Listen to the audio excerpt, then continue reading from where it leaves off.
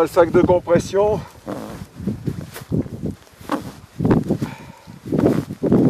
Ah, ça marche bien quand même. Bon, ça. Voilà. Voilà un duvet qui va comme ça dans le fond de sac. Voilà. C'est pas du super light, mais c'est pas mal.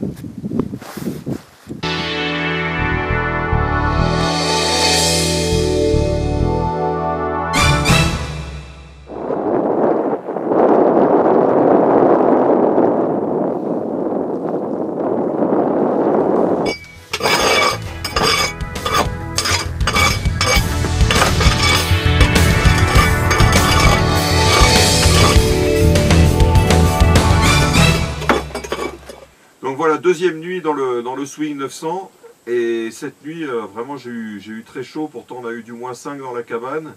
Au début de la nuit on avait mis le poêle, mais ça s'est arrêté vers les 8 heures, et finalement j'ai dû enlever le collant, donc vraiment j'ai eu presque trop chaud cette nuit. Au début de nuit, j'avais mis une polaire, je l'ai enlevée ensuite parce que j'avais trop chaud, et puis je l'ai remise sur le coup quand je me suis réveillé, sur le coup des 4 heures du matin. Voilà, et après avec cette petite polaire, c'est une toute petite polaire, hein, une polaire Quechua là, toute petite polaire, vraiment après c'était nickel quoi. C'est un duvet qui est simple, les réglages sont simples, pour régler l'ouverture ça va très bien, il y a deux systèmes de 2 tankas, la collerette est tout à fait suffisante. Je sais pas, j'ai l'impression qu'en plus les réglages sont extensibles, donc si on veut passer un bras, on n'est pas obligé toujours obligé de les enlever, de les remettre. Alors pour trouver la différence avec le duvet d'oie, bon, quand on est dedans, j'avoue que c'est très difficile, parce qu'il y a toujours du gonflant, de la douceur, du volume. Alors c'est peut-être un peu moins chaud, hein, pour un poids équivalent c'est certainement un peu moins chaud.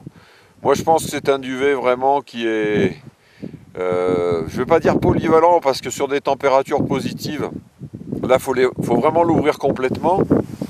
Mais pour tout ce qui est rando hivernal, etc., moi j'ai toujours trouvé que c'était un duvet qui, bon, -4, -5, -6, -8, là ça va très bien, et après -10 évidemment, faut commencer à se couvrir, etc., il faut avoir de bonnes conditions d'isolation avec le sol.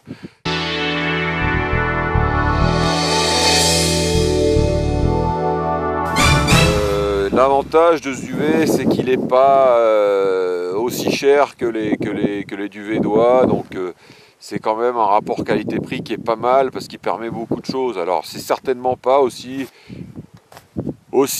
technique, je dirais, que le Lafayette, hein, qui est plus léger, mais qui est certainement moins polyvalent, donc destiné plus à l'alpinisme pur et dur, aux expés. Et le Shocking Blue qui lui, mais c'est un niveau de prix supérieur. Moi ce qui m'a plu dans ce duvet, c'est que ça reste sur un niveau de prix quand même tout à fait correct, abordable par pas mal de gens.